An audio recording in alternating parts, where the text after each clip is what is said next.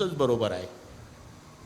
आदळून जेवायला देऊ द्या, आदळून आंघोळीला पाणी, आदळून अंथरूण पांघरून, आदळून नाश्ता, आदळून चहा. अरे जन्मभर आदळ आपण करू द्या सुनाला, पण एक लक्षात ठेवा, मरायच्या वेळेला सासूचं डोकं मांडीवर घेऊन 2 चमचे पाणी सुनच पाजणार आहे.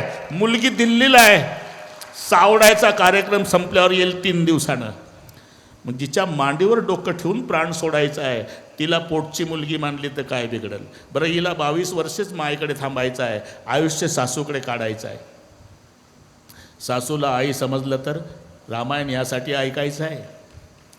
ज्या दिवशी सुनला वाटेल सासू नाही माझी माय आहे, एकही म्हातारी वृद्धाश्रमात जाणार नाही.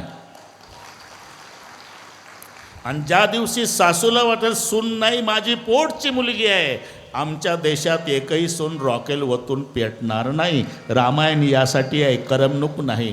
जाताना उपदेश काय? सास ससुर गुरु सेवा करे. निघाले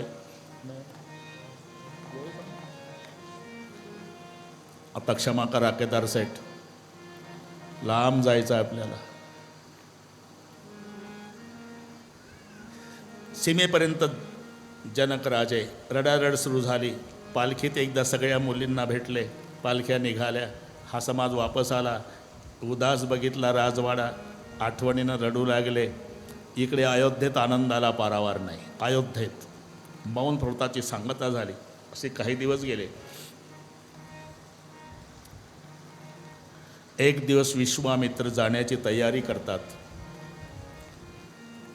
4 सुना थांबवून घेतात, मुलं थांबवून घेतात. शेवटी विश्वामित्र म्हणाले, मैं साधु हो, और कितने दिन तक साधु महल में शोभा देता है, साधु जंगल में शोभा देता है.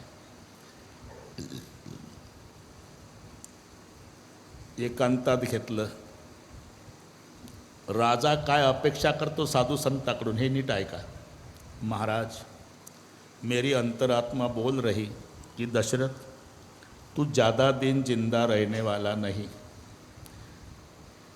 तो मरने के बाद मेरे महल को भूलना नहीं बाबा, आते जाते रहना, मेरे बच्चों को संस्कृति का बोध दिलाते रहना. राजाची अपेक्षा काय साधू संताकडून?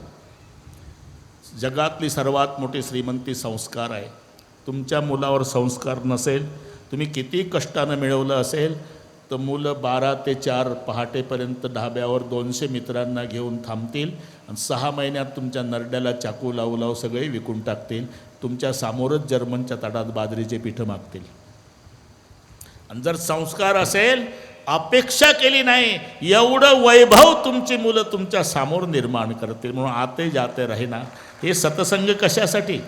मग 3 वर्षांनी असो की दरवर्षाचा असो, सतसंग त्याच्यासाठी आहे. आते जाते रहना. दशरथ जी म्हणाले, मरने के बाद भी महल को भूलना नहीं, और मेरे 4 बच्चों को संस्कृति का बोध दिलाते रहना. विश्वामित्र निघून जातात. या ठिकाणी बालकांड पूर्ण झालं. इथे श्रीमद रामचरित मानस कलिदंशने प्रथम सोपान समाप्त.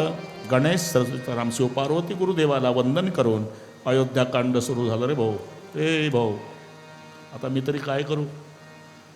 1.25 तास आहे. 1.25 तासामध्ये 1च तास आपल्याकडे आहे, तरी पण बरोबर करू. 1.25 तास खूप झाला. आमच्या शालिनीताईला माहिती आहे, मी तर 2 मिनिटात रामायण सांगतो.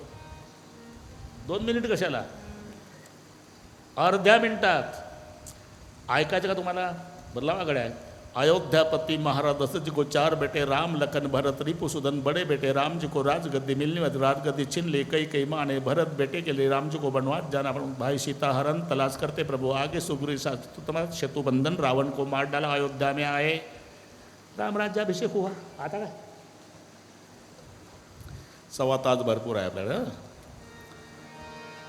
एक दिवस भरताचे मामा युधाजित राजे भरताला घेऊन जातात. मामाच्या घरी भरत शत्रुघ्न दोघेही भाऊ जातात. दशरथ राजाने स्नानादी कर्म आटोपलं, कपडे केले, डोक्यात मुकुट घातला. राजा आरशापुढे उभा राहिला तर राजाला कानाजवळचं एक केस पांढरं दिसलं. श्रवण समीप भय